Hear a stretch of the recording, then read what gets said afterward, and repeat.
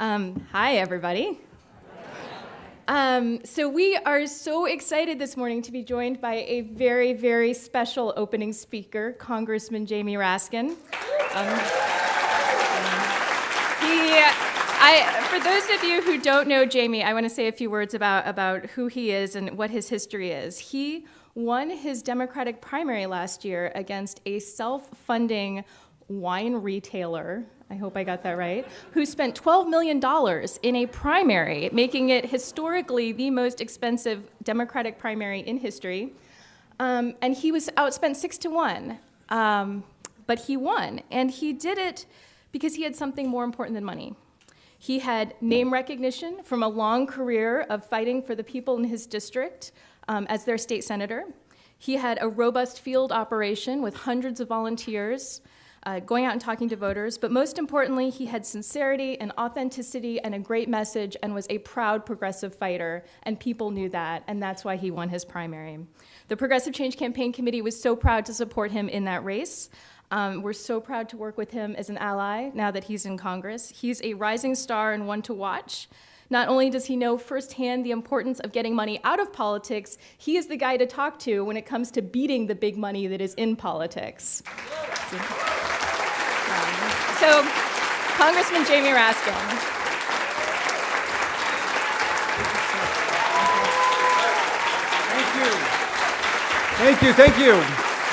Thank you. All right.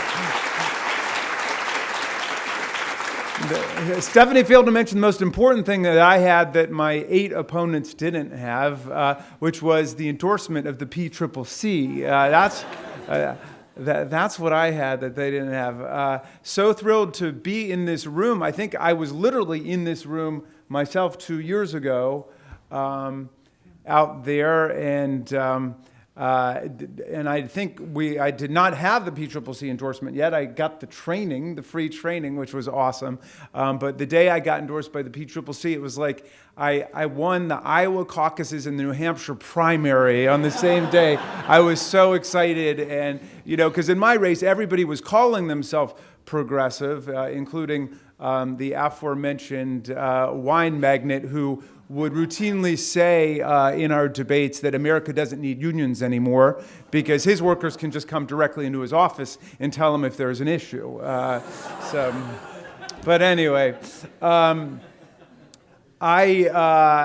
very psyched to be here with the future of the progressive Democrats in Congress and around the country. So I thought I would just tell you a little bit about my political career and how I got into it. Everybody's on their own path in this life and in the political world, but there might be some things of value that you can take from it. Feel free to, borrow from it freely, plagiarize me if you like any of the things I said or whatever. Because I have learned some things along the way, and I'm a professor of constitutional law by training, and thank you. I think everybody goes through a little bit of a psychic threshold when you go from being whatever you were before to being somebody to be a candidate. I remember just being shocked. Because before I could always just comment on things and observe things and try to be a pundit, and then suddenly you're on the line and you're telling people what we're going to do, and you're speaking for a lot of people, and that's an important transformation. But I got into it at a time not unlike this. It was 2006. The Republicans, right-wing Republicans, controlled the House, the Senate, the White House, the Supreme Court, which had installed George W. Bush in office in that famous election called Bush versus Gore, you may recall. And it was a gloomy, despondent time. And one day I picked up the newspaper and I saw that my state senator had introduced a bill to expand the death penalty in Maryland. And I'm from what is now seen today as the progressive heartland in Montgomery County, Maryland, Silver Spring and Tacoma Park. My fellow Marylanders out there today? So, all right. I did some more research. My state senator introduced a pro-Iraq war resolution. had introduced electricity deregulation that made everybody's electric bills go up 75% and had been blockading marriage equality. And I said, you know what, I'm going to run for the state Senate because I don't want to spend my time whining about how right-wing everything is getting in the Republican Party when I'm not doing what I can to make the Democratic Party a fighting progressive party. And so everybody said, well, you really can't do this. You can't run against a 32-year incumbent who's president pro tem of the Senate and the boss of our machine. And I'd say, why not? And they said, you can't beat the machine. So I'd say, well, who's the machine? And they would name the same 4 or 5 people every time. And I said, all right, we got 165,000 people in our district. Those will be the last 5 people I go talk to. I'll go talk to everybody else first, and then I'll get to the machine. And you know, my favorite story about the race is that when I first announced, the Washington Post had an article about the race quoting a pundit who said Raskin's chances of victory are considered impossible. And 9 months later, we got 67% of the vote. They had another article, and they had another article quoting a pundit who said Raskin's victory was inevitable. Okay, so we went from impossible to inevitable in a 9-month period because the pundits are never wrong. But I like to tell that to the new candidates and the people just thinking about it. Don't you ever forget, nothing in politics is impossible and nothing in politics is inevitable. It's only possible through the democratic arts of education, organizing, and mobilizing people for change. That's your job. That's what you've got to do. And when I went out there to announce my campaign, I laid out everything that I wanted to do. I said, we're going to abolish the death penalty in Maryland, and we're going to pass marriage equality in Maryland, and we're going to restore voting rights to the ex-felons in Maryland, and we're going to pass the toughest gun safety law in America, and we're going to pass strong environmental legislation to dramatically lower greenhouse gas emissions. And I went through the whole thing. Everything, you know, I'm a law professor. I've written like books and articles, so there's no use in pretending anyway. I'm going to run on what I believe in, you know, and I put it out there. And a woman came up to me afterwards and she said, Jamie, great speech. I loved your speech, but one thing, take out all that stuff you've got in there about gay marriage. This is 2006. It's never going to happen. You know it's not going to happen. Even the gay candidates don't talk about it. And here's the thing. It makes you sound like you're really extreme, like you're not in the political center.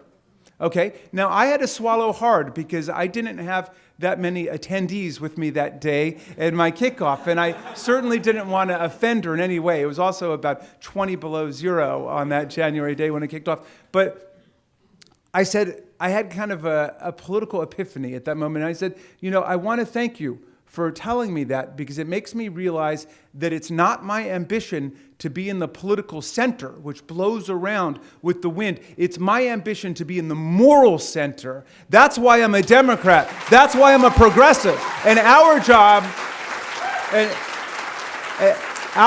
is to bring the political center to us.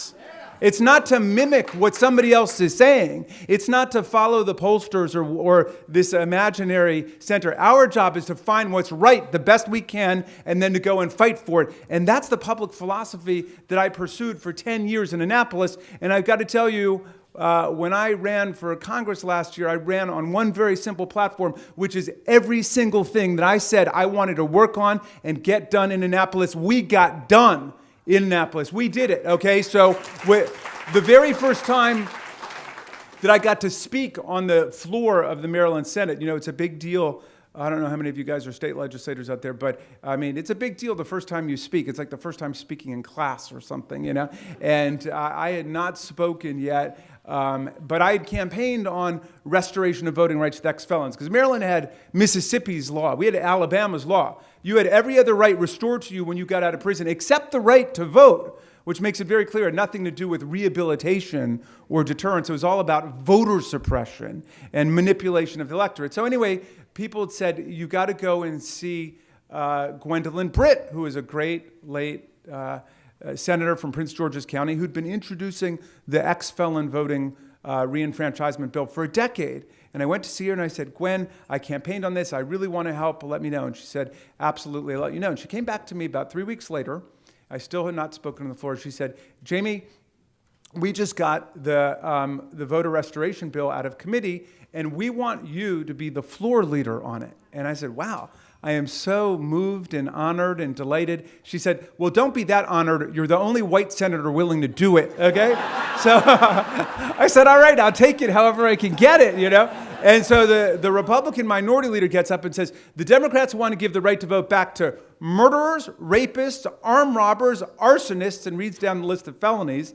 And Gwen, who sat in front of me, turned around and said, okay, it's your turn. You can get up now. But I had an argument for them based on having knocked on 19,000 doors in my district. And I said, you know, the vast majority of people are going to be re-enfranchised under our legislation, unlike the people you're talking about who are never getting out of prison, are in for nonviolent offenses. I said, take one of my constituents, for example, Jack Abramoff, okay? Now, Jack, who lives in the beautiful Burnt Mills section of District 20, has just gone off to prison for 6 years. And if anybody should be disenfranchised for life, it's somebody whose offenses are against democracy itself, against the character of our government. But on our side of the aisle, we do believe that the purpose of prison is rehabilitation. We will stand up for the rights of even hardened ex-felons like Jack Abramoff. And so at that point, everybody wanted to speak for the Jack Abramoff Voting Rights Act of 2007. We passed it by 2 votes. It went to the House, and they passed it by about 2 votes. And we re-enfranchised 88,000 Marylanders my first month in office. And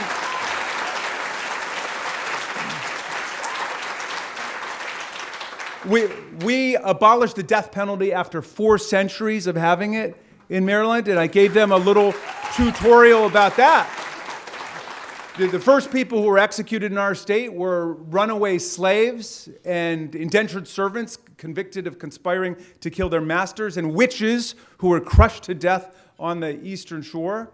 When I got up and I was the floor leader, then I said, well, you know, all of that is in the distant past, right? Well, not really, because we have in Maryland today the first death row prisoner exonerated with DNA evidence.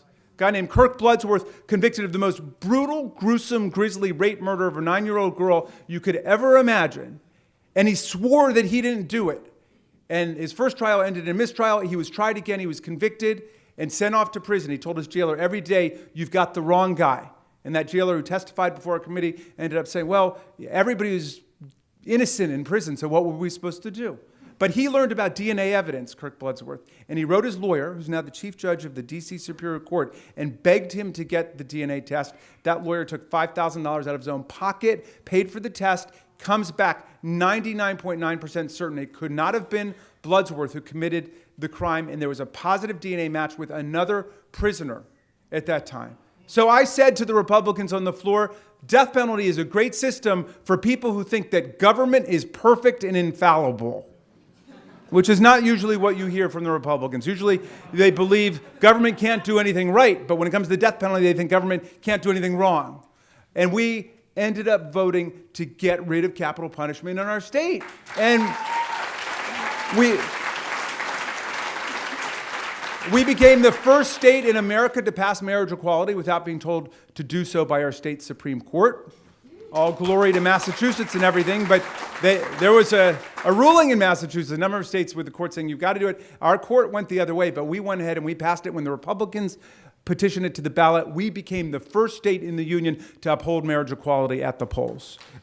We mobilized for change. So all of which is to say, my friends, I've seen government work. I've seen democracy work. We can get things done. And you can do it, by the way, on a bipartisan basis. On more than 90% of the legislation that I introduced, we had Republican support too. What's happening in Washington is just deranged and fantastical. It's got nothing to do with how real politics works. And we're going to get back to that. So when Chris Van Hollen, my congressman, called me up and he said, Jamie, Senator Mikulski's stepping down. I'm going to run for the U.S. Senate. Will you support me? I said, not only will I support you, I'll run for your seat, okay? I knew that this was something that I wanted to do, that I wanted to take these struggles over gun safety and climate change right to Washington. And so I just want to say about the period that we're in, and I salute each and every one of you for stepping out to do what we need to do, because you know this is exactly what needs to be done in this time. Don't worry so much about the guy, okay? Don't worry so much about Donald Trump because, my first big decision on January 20th was, well, should I go to the inauguration? When I was in the state Senate, I happily went to the inauguration of a Republican governor because I felt that, although I disagreed with him pretty much on everything, that his oath of office meant something. But I could not bring myself to go to that inauguration. And I said publicly, his oath of office means nothing. It means nothing at all. But I watched it carefully at home. I liked it, I suppose. I would have preferred it in the original Russian that it arrived in, I think. But, something really troubled me about the speech, which was, I printed it out and I went back and I looked at all the speeches, the presidential inaugural addresses that have taken place in our lifetime. That was the only speech that did not mention the U.S. Constitution, the Declaration of Independence, the Bill of Rights, Thomas Jefferson, John Adams, Abraham Lincoln, Frederick Douglass, nothing. It's as if history began with his election. It's closer to the reverse as history stopped. But an extraordinary thing. For me, the period that we're in began not with that American Carnage address of January 20th. It began on January 21st with the Women's March on Washington and around the country. That's when it began. That's when it started. And I want to tell you something that you already know, which is that everything that we've been able to do and accomplish and prevent in this period has been because of massive popular protest and engagement all over the country. It's the only reason we've been able to stop them on their atrocious plan to throw 32 million people off of their health care in the United States of America. It's because of popular mobilization, because of the Women's March. And how many of you guys were at the Women's March? Oh, check it out. Well, it was one of the greatest days of my life. On the way back, I said to my kids, I marched with my kids, I said, that was the perfect political event. There was one problem, which is there were no chants about the emoluments clause. And my daughter Tabitha said, Dad, nothing rhymes with the emoluments clause. And so I took that, I'm an old college protester, so I took it as a challenge. I said, well, how about this? Stop Trump, stop Pence, impeach them for emoluments. What do you think about that?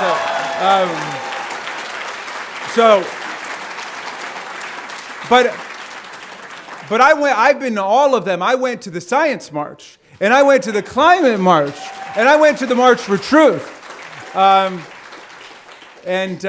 we had a protest outside the Capitol the other day about their attempt to hoodwink everybody and steamroller their health care repeal bill through Congress. So we've got to keep marching and protesting, and we've got to build something that's big, so big that it dwarfs everything else. Remember, the Democratic Party never could have organized the Women's March, or the March for Truth, or the March for Science, or the March for Climate Change. That is organic, popular protest, and your challenge is to figure out how to build your campaign big and strong and connect with all of the social movements to bring us a progressive fighting Democratic Party in Washington. And we need you guys, each and every one of you, to do that. And I just want to say, finally, don't be afraid of who you are. People say, some of these Republicans say to me, Dale Raskin, you're a liberal. I said, you're damn right I'm a liberal. The heart of the word liberal is liberty. If we're not fighting for liberty, what are we fighting for?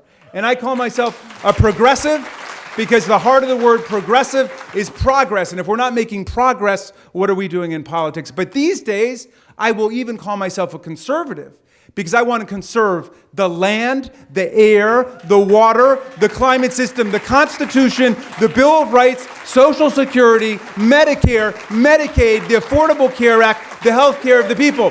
We're standing up for all of civilization right now. You've got to be not only the best progressives and the best liberals, you've got to be the best conservatives. Because what's going on in Washington is something completely different with these people. It is deranged. It's completely outside the norms of American political discourse and everything we've fought for. I leave you with the words of a great revolutionary American patriot, British American patriot. I'm going to update his language for modern sensibilities. But otherwise, the spirit is perfect. It comes from Tom Paine. And he wrote at the time of the American Revolution, "These are the days that try the souls of men and women. These are the days. The sunshine patriot and the summer soldier will shrink from the service of their cause in their country at this moment. But everyone who stands with us now will win the love and the favor of every man and every woman. Tyranny, like hell, is not easily conquered, but we have this saving consolation. The harder the struggle, the greater in the end is the triumph." Thank you very much. Go win. Go win. Go win.